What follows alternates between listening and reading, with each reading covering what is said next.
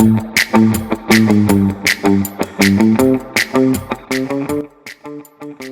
to the NEREJ NYREJ Podcast. I'm your host, Rick Kaplan. My guest today is Dov Hertz with DH Property Holdings. Hello, Dov. Hi, Rick. How are you? I'm doing great. So tell me about your journey to get to where you are today. My journey. Okay, so I started off as a real estate broker many years ago.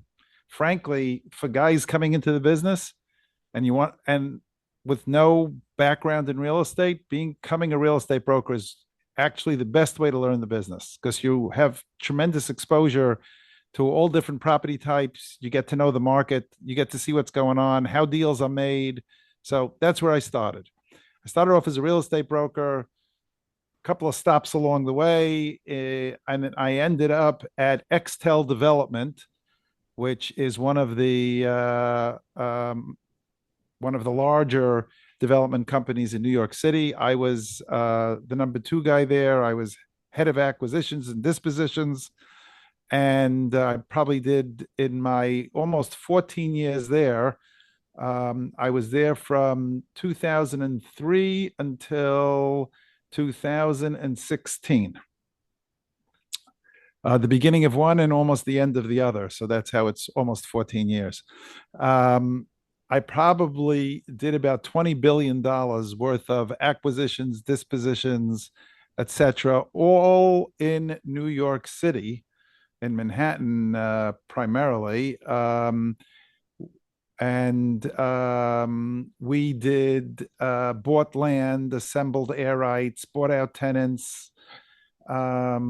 Most of the projects that we put together, we actually assembled the ground to put together in order for there to be a project. We rarely, if at all, bought fully assembled, ready to stick a shovel in the ground type of properties.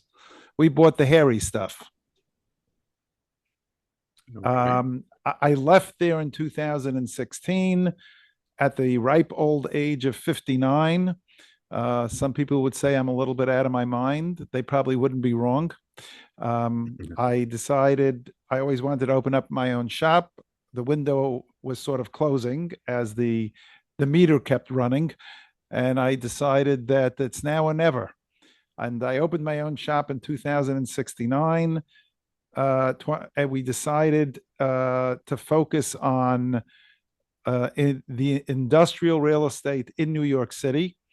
We thought it's easier to learn the industrial development side than it is to learn how to be a developer in New York.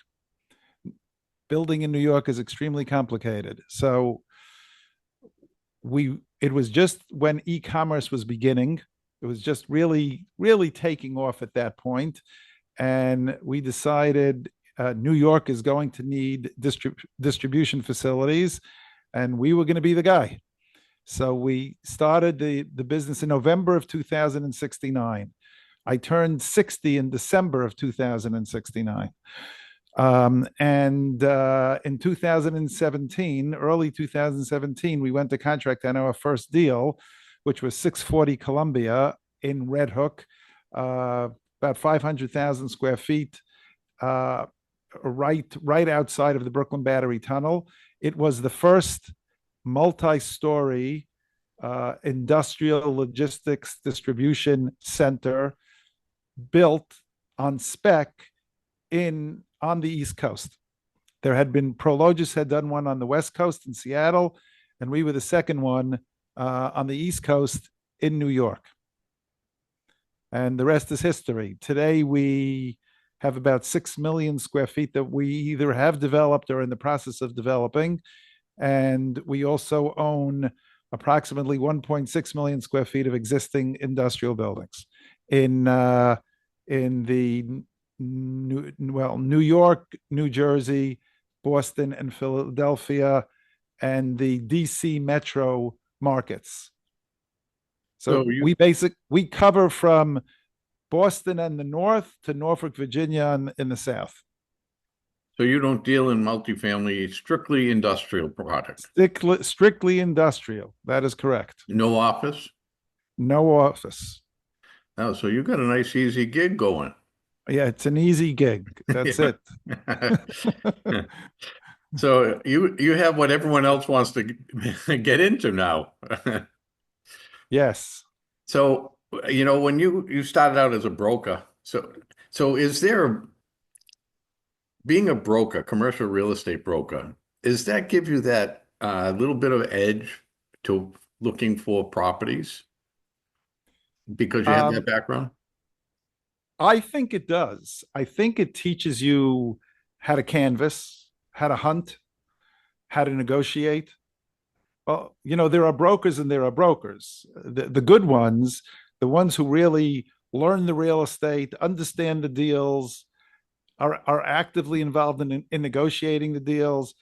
It's really, if you're that kind of a broker, you really get phenomenal practice or experience, I should say, in all of those facets of the acquisition process. So, so that gives you that background to be able to find the good properties, or should I say A properties as opposed to the B and C properties out there. I wouldn't necessarily, break it down into A, B's, and C's because you can make money on A's, and you can lose money in A's. You can make money in B's and C's too.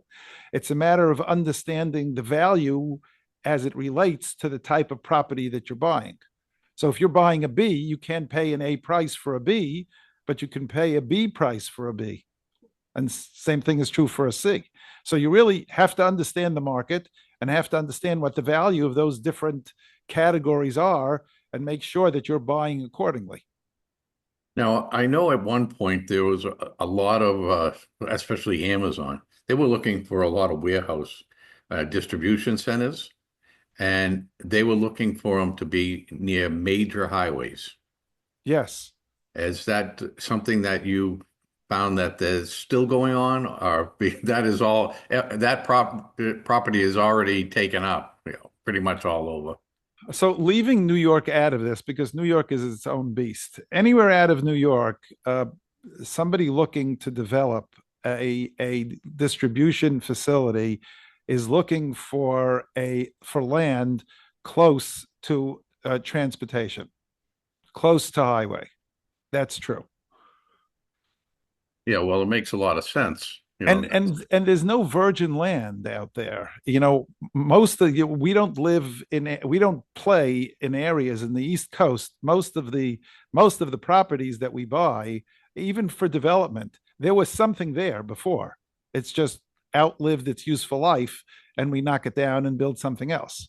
Right. Well, you're saying you never really bought anything from, that you put the shovels in the ground. You're not kind of building ground up. Well, we are building ground up, but we're first demolishing something else. And as we never bought a farm that was a cornfield, and and it's the first time that Oh, there's something being built on it. so this is all existing properties that had some kind of structure at one point. Yes, it had some other use, but it wasn't the highest and best use. It was old, whatever. For whatever reason, it outlived its useful life. So have you ever built like an industrial park where you have multiple So properties in there? yes, we have. We bought what is probably one of the largest plots in New York City, in Brooklyn, in Sunset Industrial area. It was called Sunset Industrial Park. It's a little under 20 acres, about 18 acres. We have so far built and leased two buildings there, one to FedEx, which we sold to them, the other one to Verizon. And we're in the process, we have one last plot that we're in the process of negotiating with a tenant to do a build to suit. So is that a common thing nowadays? Because you're seeing that because warehouse is so in demand right now. I would think there'd be like any kind of space, like you find a old rundown industrial park, you break down on some of those older buildings and you start building up. Is there a lot more demand for that now? There is a lot more demand for distribution centers. During the COVID period, that really spiked because people weren't going out and e-commerce spiked at that point. Um, that has come down somewhat post-COVID because people are not doing the same volume of online purchasing as they did during COVID. But we believe that e-commerce will continue to grow. The percentage of sales to the consumer will continue to grow. And because it'll continue to grow, demand for these types of facilities will continue. No, I just talked to someone that does similar to what you're doing, but probably on a smaller level. They were talking about how some of these new warehouses they're trying to develop, they've taken some of the older product that's out there and they have new designs to them that they have to offer more amenities for in the design and the build because they have to cater to driving more employees to want to work there. Is that something you're seeing as well? So there are the logistics distribution facilities are broken down into, I would say, two categories. You have the brand new ones, the ground up, built from ground up, newly developed. And then there are existing buildings that you're upgrading, which is what you're talking about, retrofitting them for today's needs. So you're adding loading docks, possibly. You're bringing in more electricity. You're trying to get a better parking ratio.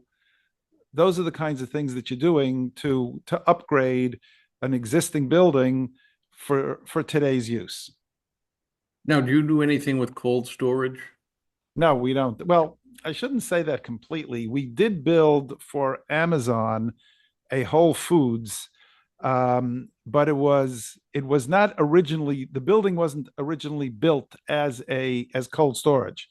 It was retrofitted for cold storage. So we built the shell and then we added a refrigerator and freezer component more as a box within a box than built originally for that purpose. But we haven't done much in cold storage. Is that something that you possibly might get into more of that?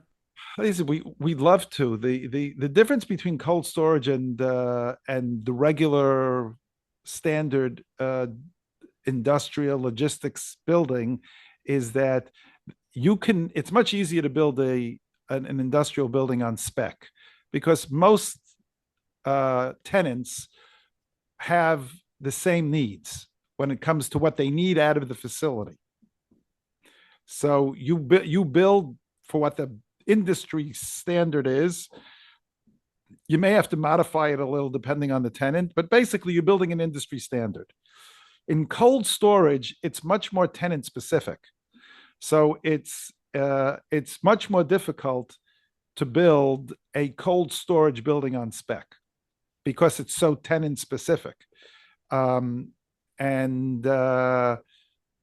So well, with the life science industry having their little bit of a boom in the past couple of years, now they have the need for some cold storage warehousing for some of the products that they're producing. So I'm not sure if that's something that's in more demand now. We haven't done much of that to date. Now, what about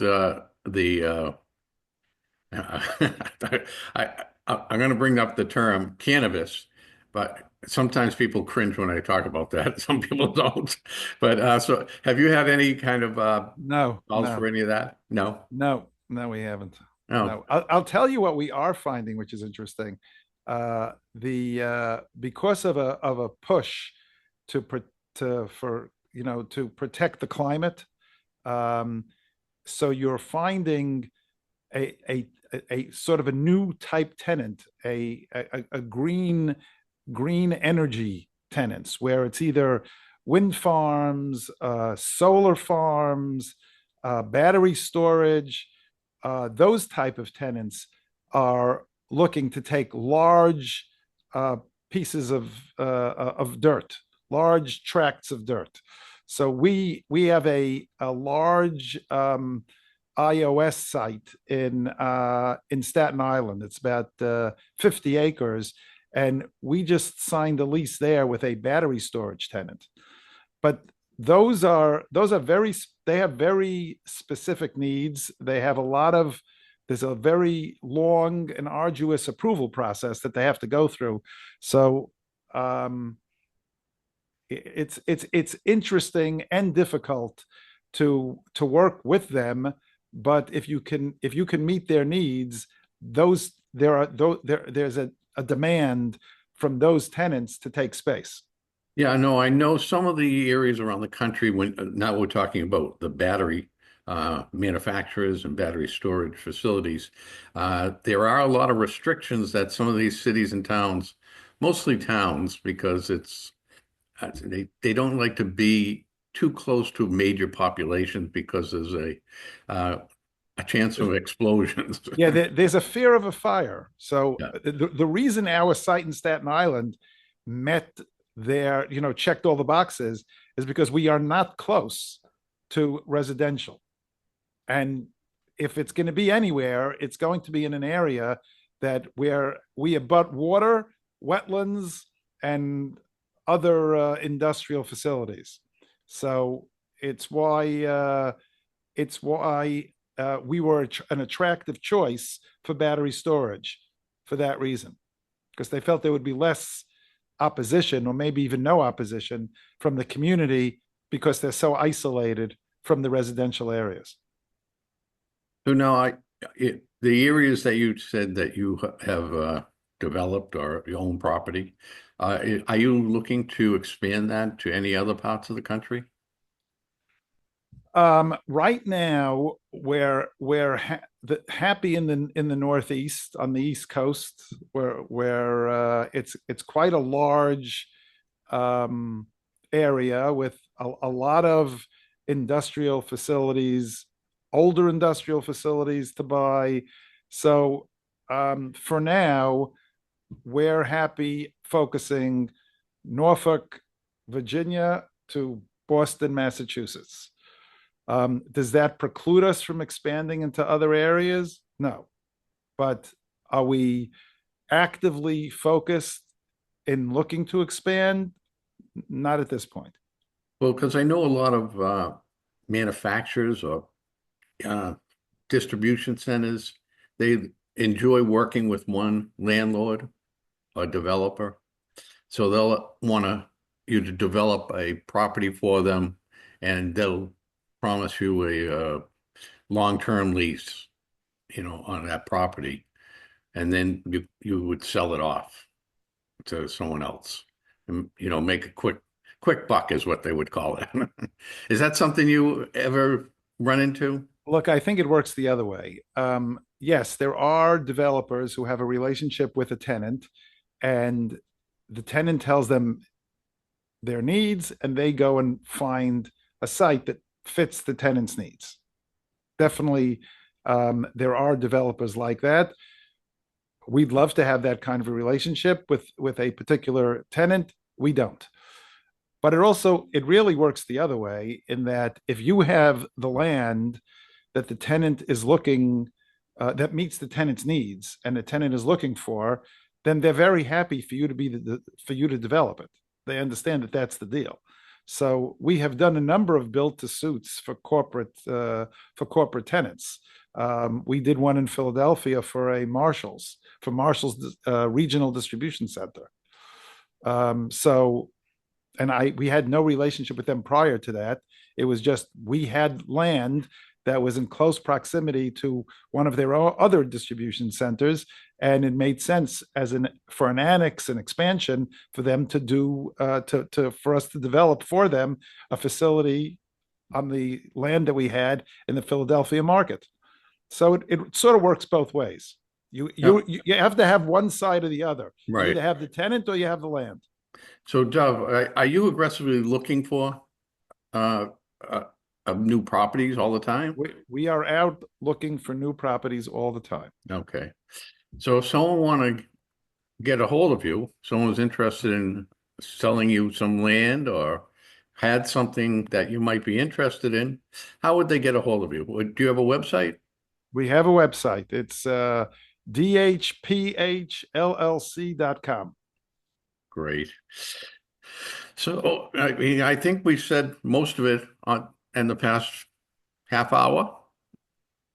So is there anything you want to add to that?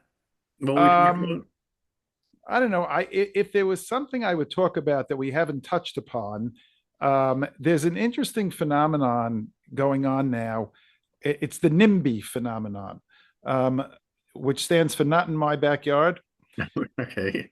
right? So here's the thing, and I'll use this as an example. We bought this facility in Brooklyn, and I get a phone call from a community activist. That's how he bills himself, and he says to me, I want to talk to you about the fact that you bought this uh, land and what you plan on building there. Now, it's zoned industrial, so the choices of what I could build there were quite limited. I could only build industrial, and I told him that, and he really knew that. And he says, "Well, we'd like to have a town hall meeting, and the people in the area would like to sit down and talk to you." I said, "All right, what do they want to talk about?" They said they want to talk about congestion and pollution. I said, that's very interesting. I said, let me ask you a question. What percentage of your constituents order online?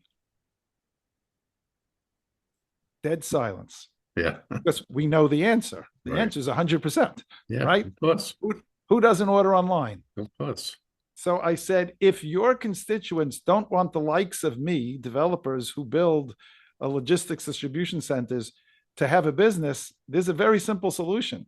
All they have to do is stop ordering online. The minute they stop ordering online, they're going to be no tenants. I can't build anything. And I'm using that to highlight a problem. Amazon, as an example, today has same day delivery. Now, that wasn't true, I don't know, 5 years ago. 5 years ago, you had to wait a week or two to get a delivery. And I'm sure you remember that, right? And I it do. went from a week to 2 days to next day to same day, right? Right. Why is that? It's because the consumer wants that. The consumer wants to hit a button and have it in his house the same day. That's what the consumer wants. The however to that is the consumer wants that, but the consumer doesn't want that facility to be anywhere near their house, or not in their town, or not in their village, or not in their city, which is an impossibility. Right. So they want immediate delivery, but they don't want the facility near them, right? Yeah. Because it creates congestion and pollution. Now, I would argue that if you have to drive to a mall to buy something, right, versus getting it delivered by a logistics company, a logistics company can go to 50 different households in one van to deliver the goods. But those 50 households would have to drive 50 different cars to go to the mall to buy the goods. So there's really less congestion and less pollution driven by logistics distribution versus the consumer going himself to buy it. Except it's just more obvious to people because you see the trucks and you see the vans. So it's a very, you understand where I'm coming Yeah. from? Yeah. No, I follow you 100%. And I know about the community activists because I've been around the block, a number of times with that. Community activists, uh, they are in a town, and no matter what you plan on doing in that town, Their job is to be against it, no matter what it is. Look, I will say that some of them mean well and can be reasoned with, and you can work with. It's not across the board, but you are right. There are some who they have one mission in life, and that's just to kill whatever it is you want to propose. Yeah, it's not usually major cities, it's usually these small towns. And they always have that, and sometimes they have a whole group, Yes. that is against what's, so they usually end up losing the battle. Well, they delay and cost the developer money, but in truth is Right. that they're hurting their own constituents because the constituents want what the developer is bringing to them. Now, obviously, I understand the negotiation and where you try to mitigate any downside. And I understand that. And of course, we want quality of life to stay what it is. We don't want to come into a place and create a worse quality of life. But we do think that we're bringing in a service that really, first of all, is something the consumer wants, and we're seeing that the consumer wants very short delivery times, and in truth, we are helping with reduce congestion, and helping reduce pollution, not the other way around. If people are willing to look at it, with the right set of glasses. Yeah, and I think nowadays, and I can understand this 30 years ago where people were building factories and maybe more than 30 years ago. And there was a lot of environmentally unsafe things going on. Nowadays, you don't see that much because a lot of developers, It's clean. yeah, It's I clean. mean, they It's even more than that, Rick. The land that we are developing on, in most instances, is environmentally tainted. And we go in and remediate that environmental issue. So we're cleaning the land, right? And building a clean new facility right. and creating jobs. Yeah, no, I agree on that's 100% true. And I'm not sure a lot of people in that community activists understand that 100%, but it is true. I have a son that is a developer, and he tells me these nightmare stories about going into some of these towns. So, I understand what you're talking about. And, like I said, at the end of the day, most of these get resolved because, they prove it's a uh, better source of what they're going to be putting there than what they already had, That's true. In, so. my, in most of the instances, if not all of the instances, you're improving uh, the site by what you're developing. 100%. Well, Dov, we're running out of time. I do appreciate you coming on. I know you've Thank been you. busy. Thank you for inviting me. I know you're busy, and that's a good thing. We want everyone to be busy. Right. Thank So you for having again, me. And this was a real pleasure. And it was nice meeting you. nice meeting you. We're talking with Dov Hertz from DH Property Holdings. Dov, you want to give us your website again before we go? It's DHP like Peter H LLC.com. Great. Thank you, Dov. And you've been listening to the NEREJ NYREJ podcast. I'm Rick Kaplan. Until next time.